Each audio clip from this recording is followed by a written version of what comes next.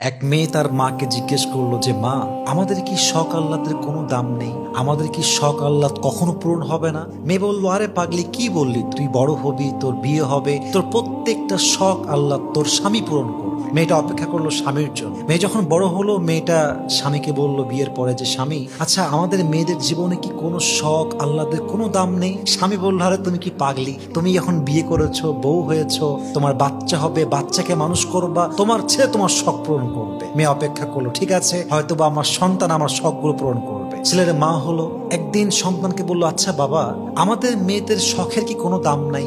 আমাদের আহ্লাদের কোনো দাম কি পৃথিবীতে নেই? সন্তান বলছে, মা তোমার কি মাথা খারাপ? তোমার বয়স হয়ে গিয়েছে, তোমার এক পা কবরে ঢুকে গিয়েছে, তুমি এখন আল্লাহ বিল্লাহ করবা, কবরের ফিকির করবা। তখন মেয়েটা বুঝতে পারলো যে আসলে পৃথিবীতে নারীদের শখ বলতে কিছু নেই। পৃথিবীটা নারীদের আহ্লাদ পূরণের জায়গা নয়। নারীদের প্রথম এবং শেষ ঘর কবর ছাড়া আর কিছুই হতে পারে না। ঠিক কিনা বলেন?